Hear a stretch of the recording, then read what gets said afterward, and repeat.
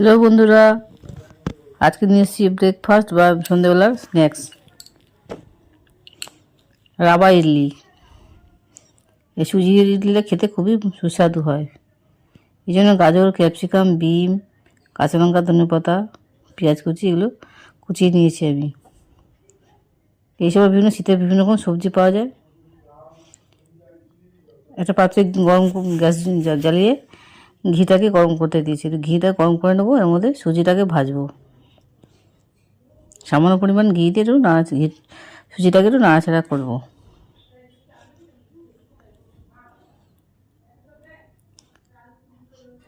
কাঁচা সুজি দেবো না, একটু ভাজা ভাজা হয়ে আসলে এটাকে নামিয়ে নেব। বেশি লাল লাল করে ভাজার দরকার নেই।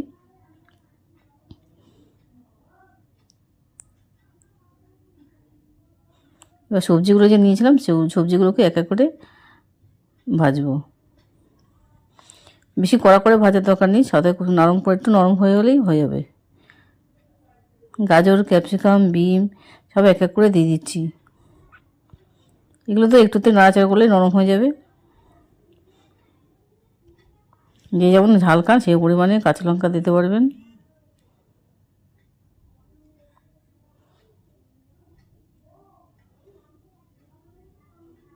নেড়ে একটু সামান্য পরিমাণ নুন দিয়ে দেবেন। জলটা যে একটু শুকিয়ে আসবে, জলটা যে একটু শুকিয়ে আসবে, তখন আমি নামিয়ে নিচ্ছি।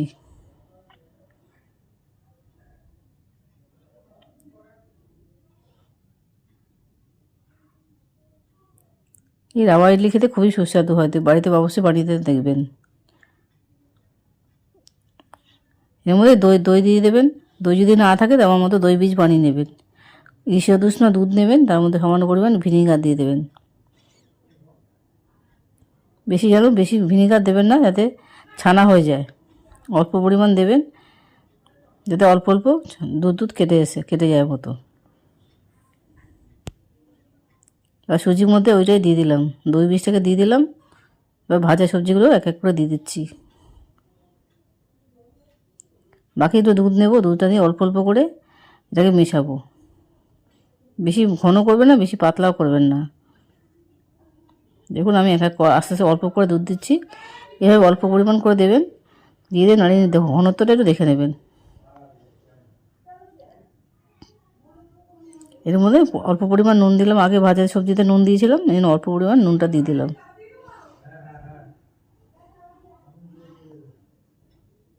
এবং বেকিং পাউডার এবং বেকিং সোডা আমি দিয়ে দিচ্ছি। এতে খুব নরম হবে, ইডলিগুলো খুবই নরম আসবে, ফ্লাফি হবে, খেতেও মজাদার হবে।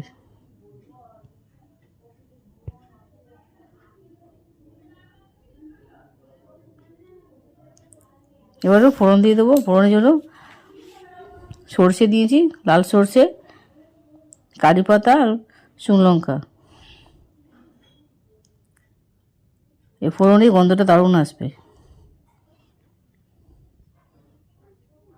ইডলিতে এই ফোড়নটা না দিলে ইডলি মনেই হবে না। ইডলি বলুন, ধোসা বলুন, এইসব ফোড়নের মাদ্রাসি ডিশগুলো ফোড়ন না দিলে কোনো ভালোই লাগছে না।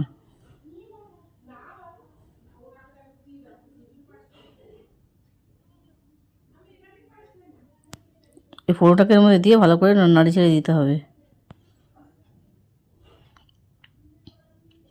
দেখুন সুজি বলে একটু ফুলে ফুলে গেছে, ঘনত্বটা একটু গাঢ় হয়ে গেছে।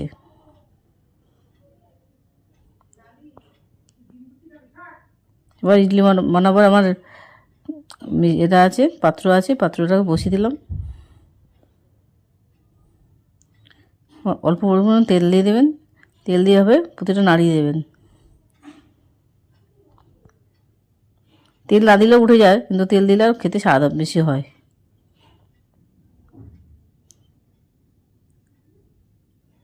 একটা ছোটো চামচের সাহায্যে এক এক করে পুরগুলো ভরে দেবো।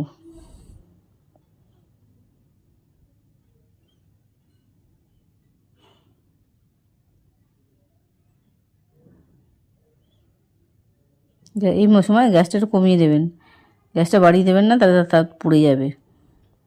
গ্যাসটা কম আঁচ করে এভাবে দিয়ে দেবেন। হয়ে গেলে ঢাকা দিয়ে দিতে হবে। বেশিক্ষণ টাইম লাগবে না, তাড়াতাড়ি হয়ে যাবে। উঠে দেখবেন ফুলেছে কি না। ফুলে গেলে আবার দ্বিতীয়বার আমি দিলাম। যে কড়া তৈরি করেছিলাম আমি 2বার আমার হয়ে গেছে। এবার যে কোনো সস দিয়ে আপনারা খেতে পারেন। এই রান্না বাড়িতে অবশ্যই ট্রাই করে দেখবেন, সবাই খেতে ভালোবাসবে। আপনার যদি এই রান্না পছন্দ হয়ে থাকে লাইক এবং সাবস্ক্রাইব করবেন, কমেন্টে আমাকে জানাতে পারেন। এরপরে আপনারা কী রান্না দেখতে চান।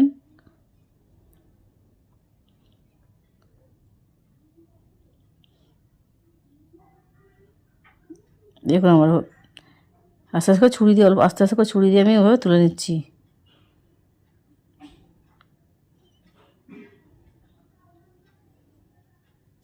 সমস্তগুলো আমি ছুরি দিয়ে তুলে নিচ্ছি।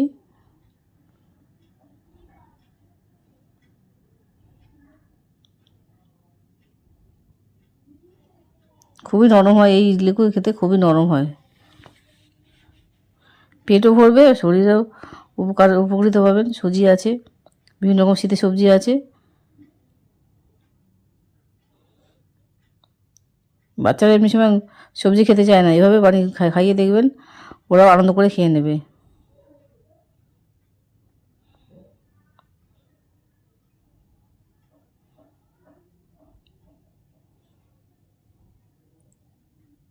স্কুলের টিফিনে ওগুলো এটা দিতে পারবেন, স্কুলের টিফিন হিসেবে বা অফিসের লাঞ্চ হিসেবে ওগুলো হয়ে যাবে। অনেকে ভাত রুটি অবশ্য পছন্দ করেন না যারা। দেখুন আমার সস দিয়েছি, সস দিয়ে এবার গরম গরম পরিবেশন করবেন।